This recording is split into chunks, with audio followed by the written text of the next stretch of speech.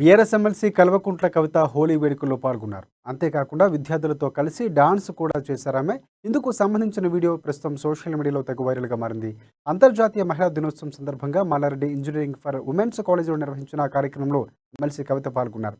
ఈ సందర్భంగా మహిళా శక్తి గురించి మాట్లాడారు ఆమె. విద్యా ఉద్యోగ విషయంలో ఎప్పటికప్పుడు మహిళలు అప్డేట్ అవుతూ ఉన్నారని అన్నారు. ఉండాలని చెలుతూనే మహిళలు ఆరోగ్య విషయంలో కూడా జాగ్రత్తలు పాటించాలని సూచించారు. తాను కూడా ఎంతో కష్టపడి పైకి వచ్చారని తెలిపారు.